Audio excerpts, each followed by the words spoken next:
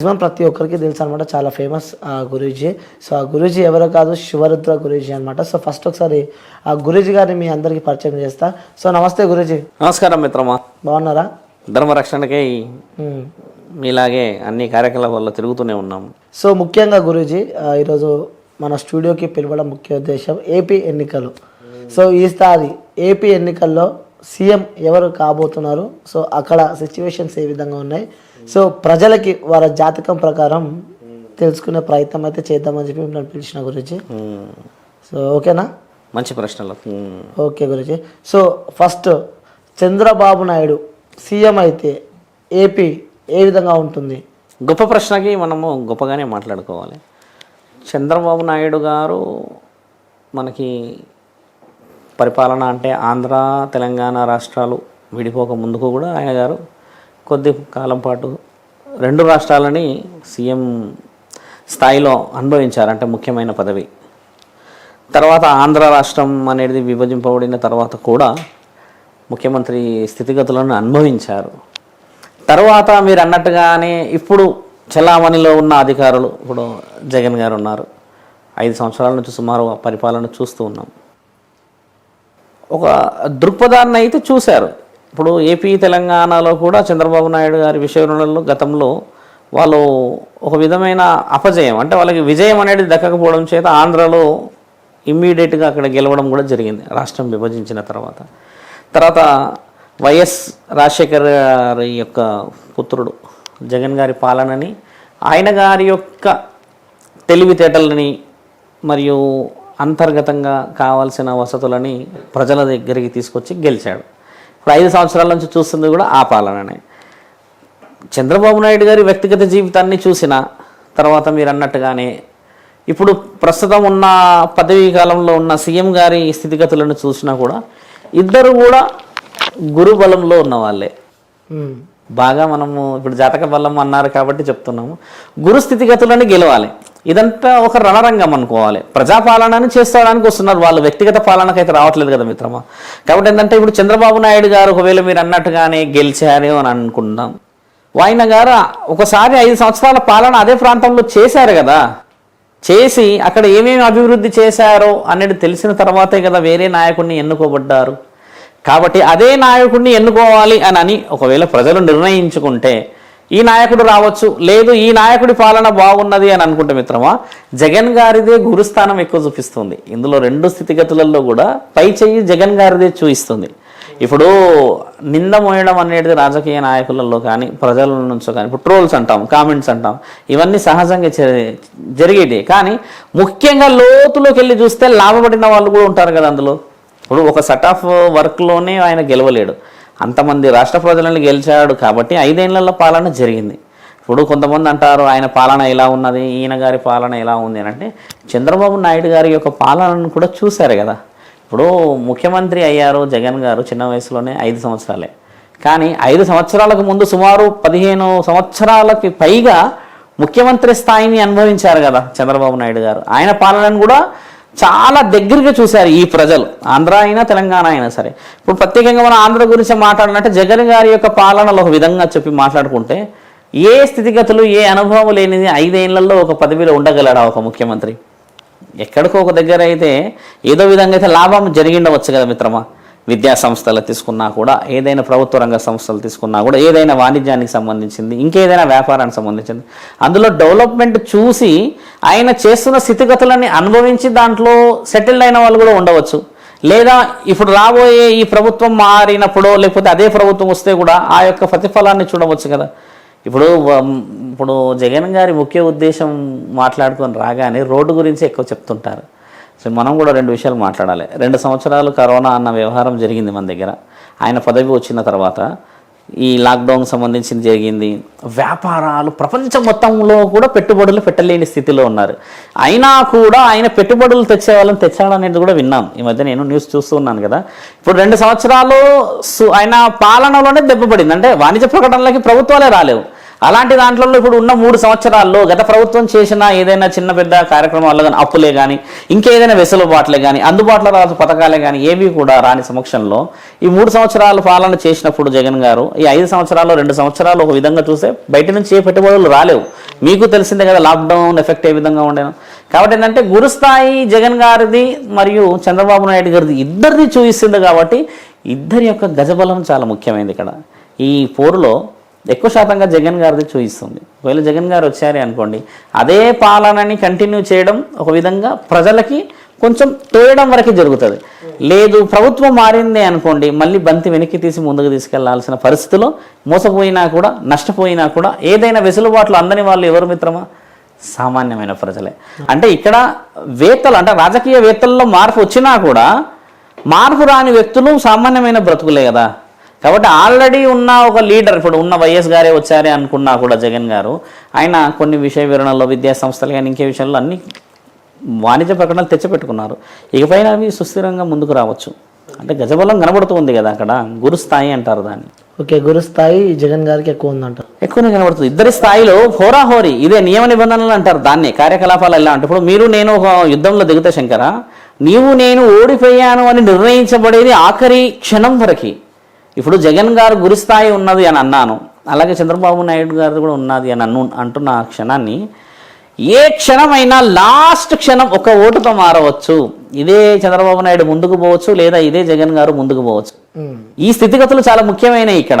ఇప్పుడు మీరు అన్నట్టుగా సో ఇప్పుడు చంద్రబాబు నాయుడు మళ్ళీ గెలిస్తే సో అగ్రికల్చర్ కానీ పంటలకు సంబంధించి ఏ విధంగా ఉంటాయి ఇవి? చూడండి, ఇప్పుడు మనం మీకు ఒక చిన్న విషయం ఏం చెప్పానంటే 15-16 సంవత్సరాలు ముఖ్యమంత్రి స్థాయిని చూశారు ఆయన. వాణిజ్య ప్రకటనలు కానీ తర్వాత కొన్ని ఏరియాస్లో జరిగిన అభివృద్ధిని చూస్తే చంద్రబాబు నాయుడు గారు వచ్చేసి దిట్టమైన పనులు చేశారు కొన్ని. అయితే రాష్ట్రం విభజించబడిన తర్వాత మనకు ఎక్కువ శాతంగా ఏంటంటే మిత్రమా, డబ్బు యొక్క కొరత ఏర్పడింది. రాజధాని గురించి మాట్లాడుకుంటే విజయవాడలో ఆ ప్రాంతాన్ని చూస్తే మిత్రమా, మొదటి 5 సంవత్సరాల్లో చంద్రబాబు నాయుడు గారు చూయించుకునే స్థితిగతులు రాలేవు అక్కడికి. ఎందుకంటే ఒకసారి రాష్ట్రంలో ఉన్న ఏదైతే బడ్జెట్ ఏదంటే ఆదాయం చూస్తామో, రాష్ట్రం విభజించిన తర్వాత మన రాష్ట్రానికి కావాల్సిన వసతులన్నీ ఒక దగ్గర ఉంటే తెలంగాణలో, ఆంధ్రాకి వెళ్ళిన వసతులు వేరే ఉన్నాయి. ఆయన గారు కూడా అక్కడ పుంజుకోవడానికి 5 ఏళ్ళు పట్టింది. ఆ లోపు మనకి ప్రభుత్వం మారిపోయింది. ఇప్పుడు అదే స్థితిగతులు మళ్ళీ ఏర్పడతాయి. ఇప్పుడు ప్రభుత్వం ఇప్పుడు వైఎస్ గారి యొక్క పుత్రుడు జగన్ గారు చేసిన కార్యకలాపాలన్నీ ఒక స్థితిగతుల్లో ఒక సెటప్లో ఉన్నప్పుడు మనం ఇంకో సెట్కి తీసుకెళ్ళాము. ఇప్పుడు పాలన మారింది అనుకోండి, మళ్ళీ అదే పాలన రాసి పెట్టాల్సి వస్తుంది. అంటే మళ్ళీ మొదటి నుంచి చేయాలి కదా మిత్రమా. అంటే గతంలో లాగానే కరువులు మళ్ళీ ఏర్పడతాయి. నష్టం అనేది జరగదని గ్యారంటీ ఎక్కడ లేదు కదా. ఆల్రెడీ రాష్ట్రం కొన్ని అప్పుల్లో మునిగి ఉంది, వ్యాపారవేత్తలు లేరు, ఉద్యోగాలు లేవు, ఇంకా ఎన్నో చిన్న చిన్న విషయ వివరణలో ఉన్నప్పుడు చంద్రబాబు నాయుడు గారు సీఎం అయ్యారే అనుకుందాం. ఈయన గారు కూడా పరిపాలన అనేది మళ్ళీ ఒక ట్రాక్లోకి తీసుకురావడానికి సమయం పడుతుంది కదా శంకర. అంత మన ఓపిక ఉందంటారా? ఇప్పుడు ఉన్న మీరైతే అన్ని ఇంటర్వ్యూ చూసి వస్తారు, చేసి వచ్చారు, చాలా మందిని కలిసి వచ్చారు, ఆంధ్రాలో ప్రత్యక్షంగా చూశారు కాబట్టి స్థితిగతులు మీకు కనబడుతున్నాయి కదా. కొత్త ప్రభుత్వాన్ని ఒకవేళ ఆశించింది అనుకోండి, ప్రజల చేతిలో ఉంటుంది. పాత ప్రభుత్వమే ఆశించింది అనుకోండి, ఆయన గారి వివరణలో ఎంత గొప్ప ఉన్నదని చూడగలిగే స్థితిలో ఉన్నారు మానవులు. సో అంటే చంద్రబాబు నాయుడు సీఎం అయితే సో మళ్ళీ అంటే పాతకాలంలోకి వెళ్ళాల్సిందే. సో మళ్ళీ అవే పంట నష్టాలు, కరువులు ఇవన్నీ వస్తాయని చెప్తున్నా. ఓకే, సో ఇప్పుడు మళ్ళీ రెండోసారి వైఎస్ జగన్మోహన్ రెడ్డి సీఎం అయితే ఈ విధంగా ఉంటుంది. మంచి బలమైన ప్రశ్న. చూడండి, ఇప్పుడు వైఎస్ గారి యొక్క కొడుకు వచ్చారు, బాగా పాలన చేశారంటే రాజశేఖర రెడ్డి గారి యొక్క పాలనను కూడా గుర్తు చేసుకుంటాం ఎక్కువ తరుణంలో చూస్తే. ఇప్పుడు వైఎస్ రాజశేఖర రెడ్డి గారు ఉన్నప్పుడైతే పథకాలు కానీ తర్వాత ఇంకేదైనా విషయ వివరణలో చాలామందికి అందించారు. ఇప్పటికే చాలామంది అంటారు అప్పట్లో వాళ్ళు ఉండే ప్రభుత్వం కాంగ్రెస్ ఉన్నా కూడా వాళ్ళు చేసిన పాలనలో గెలుపు చూపించారు కదా ఎక్కువ శాతంగా. చాలామంది ఏమంటారంటే వైఎస్ గారు ఉంటే బహుశా ఈ విధంగా ఉండకపోయేది రాజకీయాలు ఇలా అంటుంటారు. అంటే ఆ మహనీయుడు ఏ గొప్పతనం చెయ్యంది అయితే ఎవరి మనసులో నుంచి ఆ మాట రాదు కదా మిత్రమా. కాబట్టి నేను చెప్పేది ఏంటంటే మిత్రమా, ఆయన గారి రక్తమే కదా ఇది. కాబట్టి మంచితనం ఉండదంటారా? ఇది కూడా ఆలోచించాలి మీరు. రక్తానికి ఉన్న విలువ అది. ఇప్పుడు మోసం చేశాడు, రోడ్లు వేయడు, మోసం చేయాలి అంటే మీరు ప్రశ్నించండి. ఒక రాజకీయ నాయకుడిని మీరు అడగండి. అడిగే హక్కు మనకి ఇచ్చారు ప్రభుత్వం నుంచి. అంతేకాని ఇప్పుడు ఓటు అనే విషయ వివరణకు వచ్చి ఈ ఓటు వల్ల నేను వేరే ప్రభుత్వాన్ని మార్చేసుకుంటాను, వేరే అది చేసుకుంటానంటే ఇప్పుడు రాజకీయవేత్తల అనుభవాన్ని కూడా చూడాలి. గతంలో జరిగిన గొప్ప కార్యక్రమాలు, గతంలో జరిగిన కార్యక్రమాల్లో ఎంత ఫలితాన్ని ప్రభుత్వాల నుంచి ప్రజలు పొందారో, ఎంతమంది పడ్డారో కూడా చూడడం ముఖ్యమైనది. చంద్రబాబు నాయుడు ప్రభుత్వంలో ఎంతమంది బాగుపడలేరు అంటారు? చాలామంది బాగుపడ్డారు కదా. కానీ ఎక్కడ ఇప్పుడు నష్టపోయారు? మళ్ళీ రాష్ట్రాలు విభజించబడ్డాయి అంటే అది నిర్ణయాలతోనే అయ్యింది కదా. ఇప్పుడు ఎవరి గురించి కూడా ఆలోచించాలన్నా కూడా ప్రభుత్వాన్ని ప్రజలు ఎన్నుకోవాలి. ఎన్నుకున్న దాంట్లో విజయ వివరణల ఇప్పుడు వైఎస్ గారే వచ్చారంటే అన్ని ట్రాక్లో ఉన్న విషయ వివరణలు అందుతాయి కదా. విద్యారంగంలో చూడండి, ఇప్పుడు ఒక 10-20 మనుషుల్ని కలిసినప్పుడు చెప్పిన విషయం 10 మంది ఈ విధంగా డెవలప్ ఉన్నాయండి, చేయవచ్చు అని చెప్పారు. రోడ్డు అన్న విషయమే తప్పితే జగన్ గారి మిగతా పాలనలో ఏది మీరు ఎక్కడన్నా చూపించారు, మీకు కనబడింది ఎక్కడన్నా?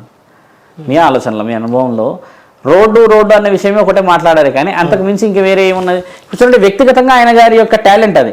లీడర్గా నిలబడి ఎన్నో చేసి ఎన్నో వివరణ అందించాడు కదా. ఇప్పుడు పాలకులు వాళ్ళు పాలిస్తున్న పరిస్థితిని ప్రజలు అడగకపోతే, ప్రశ్నించకపోతే మరి ఏ విధంగా మనము అభివృద్ధిని ఆశించవచ్చు మిత్రమా? అవును, ఓకే. అగ్రికల్చర్ పరంగా, వ్యవసాయ పరంగా ఏ విధంగా ఉంటుంది అనుకో? అగ్రికల్చర్ పరంగా చూడు మిత్రమా, ప్రభుత్వాలు ఏది వచ్చినా, ప్రభుత్వం ఏ విధంగా పోయినా కూడా ఒక రైతుని ఆదుకునే స్థితిగతులు వచ్చే ప్రభుత్వమే ఇప్పుడు. ఎందుకంటే కరోనా వల్ల కానీ ఇంకేదైనా స్థితిగతులు కానీ, ఇప్పుడు మండుతున్న ఈ ఎండల వల్ల కానీ రానున్న వర్షాకాలంలో బీభత్సం సృష్టించే అవకాశాలు ఎక్కువ శాతంగానే ఉన్నాయి. నిన్నే చూశారు కదా ఎంత నష్టం, 2.5 గంటలు పడ్డది వర్షం. ఇలాగే ఒకవేళ వర్షాకాలంలో పడితే పంట చేతికి వచ్చేసి దాని యొక్క స్థితిగతులు కావాల్సిన ధరలు రాకపోతే ప్రభుత్వం ఆదుకోవాల్సిందే. అలాంటి నిర్ణయాలు ఆదుకుంటే రైతుల్ని ఏ ప్రభుత్వం వచ్చినా కూడా వాళ్ళని గెలిపించిన వాళ్ళం అవుతాం కదా. ఈరోజు మిమ్మల్ని ఆశతో గెలిపించుకుంటున్నారు. వ్యవసాయ రంగం అనేది ప్రకృతి పరంగా జరుగుతుంది, దాని వాణిజ్యంగా ప్రభుత్వం ఆదుకుంటేనే ముందు మనకు అడుగు. అంతేగా మిత్రం, లాస్ కాకూడదు. అవును. సో అంటే ఆ ప్రభుత్వం ఆదుకుంటుంది అనుకోవచ్చు. జగన్ గారి ప్రభుత్వంలో వర్షాలు బాగా కురుస్తాయి కూడా అంటున్నారు కొంతమంది. కొంచెం వర్షాలు కురవాలి కూడా. ఇంతటి ఎండలు పడుతున్నాయంటే దీంట్లో ప్రకృతి పరంగా కొన్ని నియమాలు ఉంటాయి శంకర్. ఎండలు బాగా వచ్చాయి అనుకోండి, వర్షాలు వస్తాయని అర్థం. ఒకవేళ ఎండాకాలంలో వర్షాలు వచ్చాయనుకోండి, పోయిన సంవత్సరం జరిగింది, వర్షాకాలమే కనబడింది ఎండాకాలం మొత్తం. మీరు బాగా గమనించండి, 15-16 రోజులు వర్షాలు వచ్చాయి. మన హైదరాబాద్లో కూడా వచ్చాయి. అలాగే మళ్ళీ ఎండాకాలం అయినాక వర్షాకాలం వర్షాలు రాలేవు. చూడండి మన దగ్గర చాలా అడపదడప వర్షాలే కానీ తీవ్రమైన వర్షాలు రాలేవు. ఈసారి ఎండలు తీవ్రంగా ఉన్నాయి కాబట్టి వర్షాలు రావాలనే కదా ప్రకృతి నియమం అది. ఇలాంటి స్థితిగతుల్లో వ్యవసాయం అభివృద్ధి చెందుతుంది. ప్రభుత్వం నుంచి ఆదుకోవడం అనేది చాలా ముఖ్యమైనది. ఏ ప్రభుత్వం వచ్చినా వ్యవసాయాన్ని ఖచ్చితంగా ఈసారి బయటికి పెకిలించి తీసి ఆదుకుంటుంది. ఇప్పుడు మొదటి స్థితి అదే కదా మిత్రమా. So Guruji, next Pawan Kalyan. So Pawan Kalyan CM అయ్యే అవకాశాలు ఉన్నాయంటారా? మొదటి ప్రశ్నలో మీరు అడిగినట్టుగా 2 రాజకీయవేత్తల యొక్క ఉగ్ర పోరాటం ఇది. రాజశేఖర్ రెడ్డి గారి యొక్క కొడుకు, రక్తంలో ఉన్న రాజకీయం అని చెప్పాను. ఒకటి చంద్రబాబు నాయుడు గారి యొక్క అనుభవం, సుమారు 40 ఏళ్ళ అనుభవం అది. వీరిద్దరి యొక్క పోరాటంలో సినీ పరిశ్రమ నుంచి వచ్చిన మీరన్న పవన్ కళ్యాణ్ గారు అంటే చలనచిత్ర కళాకారుడు కాబట్టి ఆయన నైపుణ్యత కూడా ఎక్కువ శాతంగా చూస్తే ప్రజలకి మంచి చేయాలని తిరుగుతున్నారు. ఇక్కడ ఇంకో విషయం ఏమొచ్చిందంటే మిత్రమా, ఆయన గారి యొక్క స్థితిగతులను మనం చూసిన ఈ తరుణం ఏతుందో, ఈసారి ఆయన గారు ఏదైతే జరుగుతున్న రాజకీయ ప్రయాణంలో స్థితిగతులను అనుభవించగలరు కానీ తారాస్థాయికి చేరుకోకపోవచ్చు. తారాస్థాయి అంటే ఏంటంటే మిత్రమా, మీరు అన్నట్టు ఒక ముఖ్యమంత్రి స్థాయి అంటారు, ఒక ఎమ్మెల్యే స్థాయి అంటారు, ఎంపీ స్థాయి. స్థితిగతులు అంటే ఈయన గారు కష్టపడిన దానికి ఈసారి ప్రతిఫలం రాబోతున్నది, ఇది మాత్రం ఖచ్చితమే. కానీ ఇప్పుడు ఇంత 2 పెద్ద దిగ్గజాలు ఉన్న చోట వారి పై స్థాయి తీసుకునే అవకాశం రాకపోవచ్చు. ఎందుకంటే వైఎస్ జగన్ గారి యొక్క నాలెడ్జ్ కూడా ఇట్ ఈస్ రిమార్కబుల్, చాలా బాగా అనుభవం చూసిన వ్యక్తి. ఇప్పుడు చంద్రబాబు నాయుడుది కూడా అదే. ఎక్కడో సింగపూర్ నుంచి ఉన్న వాళ్ళని అసెట్స్ తీసుకొచ్చారు వాళ్ళు. అలాగే ఇప్పుడు వైఎస్ రాజశేఖర రెడ్డి గారి యొక్క కొడుకు కూడా అదే చేశాడు. ఇప్పుడు జగన్ గారి యొక్క పాలన కూడా అదే. ఇప్పుడు ఎవరు వచ్చినా కూడా డెవలప్మెంట్ కావాల్సినది ఆంధ్ర రాష్ట్రమే. ఇప్పుడు చలనచిత్ర కళాకారుడు వచ్చిండే అనుకుందాం మిత్రం, పవన్ కళ్యాణ్ గారు వచ్చారనుకోండి, ఆయన గారికి మళ్ళీ 3-4 సంవత్సరాలు పట్టవచ్చు కదా. అంటే ఒక విధంగా ఎనికి జరిగే స్థితి రావచ్చేమో బహుశా. ఆయన గారి పాలన మళ్ళీ ఆయన చూసే, ఇప్పుడు ఆయన చేసే ఫాలో అప్ కానీ ఏదైనా కూడా చాలా గొప్పగా అనిపిస్తుంది. ఎందుకంటే చాలా దగ్గరికి వెళ్ళి మాట్లాడడము, ఏదో అనుభవించి. ఇప్పుడు ఆయనకు అవసరమే లేదు, ఎందుకంటే ఆయన గారు కూడా కొంచెం జీవితాన్ని మంచిగా చూసిన వ్యక్తే కదా. రాజకీయాలకి రావాలి అని అంటే కారణ జన్ముల వల్లనే అవుతుంది, అంత సులభంగా ఎవరు రారు. పరువుని, తర్వాత మర్యాదని అన్నింటినీ కూడబెట్టాలి అక్కడ. అవి పోయే స్థితికి రావచ్చు, పెరగవచ్చు. ఇప్పుడు ప్రస్తుతానికి ఆయన గారికి ఎన్నో అవమానాలు జరుగుతున్నాయి, ఎన్ని విషయాలలో దెబ్బపడుతున్నారు, ఎన్నో విధాలుగా అవమానపరుస్తున్నాడు. ఎన్ని అవమానాలని తట్టుకుంటున్నారంటే ఆ గుండెకి కొంచెంలో కొంచెమన్నా మంచి చేయాలని ఉండవచ్చు కదా మిత్రమా. కాకపోతే గురుస్థాయి ఇంకా కనబడడం లేదు. కానీ విషయ వివరణలో ఇప్పుడు చూడండి, గతంలో ఇదే చలనచిత్రాల్లో ఉన్న వాళ్ళు ప్రభుత్వంలో ముఖ్యమంత్రి స్థితిని అనుభవించిన వాళ్ళు చాలామంది ఉన్నారు. ఆ స్థితిలో ఈయన గారి ప్రయాణం కూడా చిరస్మరణీయం. కాబట్టి ఏంటంటే పవన్ కళ్యాణ్ గారి యొక్క వివరణకు వెళ్తే ఇప్పుడు 3 దిగ్గజాలు అక్కడ, అందులో 3వ స్థితిలో ఉన్నారు. చిన్న పెద్ద లీడర్స్ మీరు అన్నట్టుగా వేరే వాళ్ళు ఉన్నారు, కానీ ఎక్కువ శాతంగా రన్నింగ్ అవుతున్నది వీళ్ళే కదా మిత్రమా. కాబట్టి ఏంటంటే మీరు అన్నట్టుగా పవన్ కళ్యాణ్ గారికి ఆశించిన స్థాయి రావచ్చు.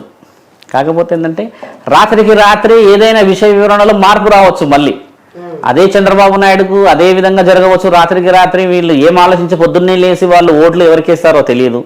ఇదే మనుషులు పొద్దున్నే లేచి ఎవరికి వేస్తారో తెలియదు. ఇదే మనుషులు ఎవరికి వేస్తారో తెలియదు. ఇప్పుడు ఓటు హక్కు అనేది ఒక మనసుకి, శరీరానికి, ఆలోచనకి, అంతఃకరణ శుద్ధికి సంబంధించింది కదా మిత్రమా. కాబట్టి ఏంటంటే మేము ఇక్కడ ఇంత ఇస్తున్నామనో లేకపోతే వాళ్ళకి ఈ విధంగా ఓటేస్తే ఇస్తున్నామని అనడం అవాస్తవం. వాస్తవం ఏంటంటే ఏది ఇచ్చినా ఏది ఇవ్వకపోయినా మనసులో ఉండి వేసే ఓటుకే విలువ, అది ఎప్పటికైనా అదే గెలుస్తుంది. సో ఇప్పుడు వైఎస్ జగన్మోహన్ రెడ్డి గారు ఒకవేళ మళ్ళీ సీఎం అయితే అభివృద్ధి ఏ విధంగా ఉంటుంది అక్కడ?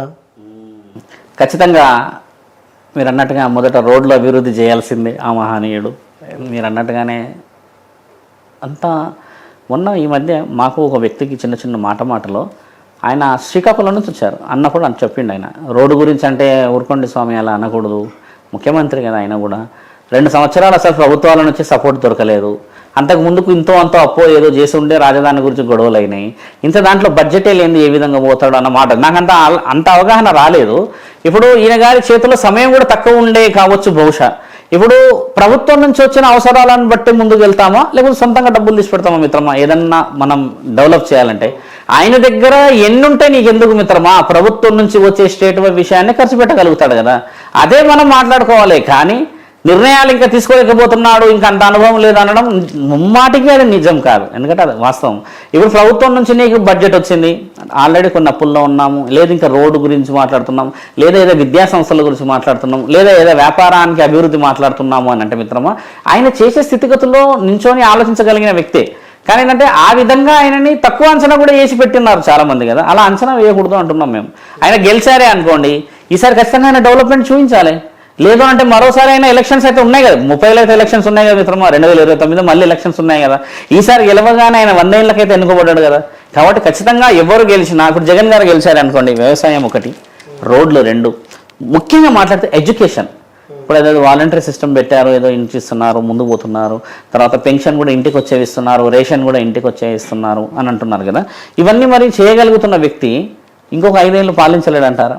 అంటే ఈ 5 ఏళ్లలో ఎన్ని డెవలప్మెంట్స్ తెచ్చిండో అందులో అంత ఎనికి కూడా అనుభవం వచ్చిండొచ్చు కదా. నేను ఇది చేయకూడదు, ఇది చేయాలి, ఇది చేస్తే ఇంత నష్టం జరిగింది, దీనివల్ల మానవులకి అంటే ఈ చిన్న స్థాయి వాళ్ళకి ఎలాంటి ఇబ్బందులు జరిగాయని అనవచ్చు.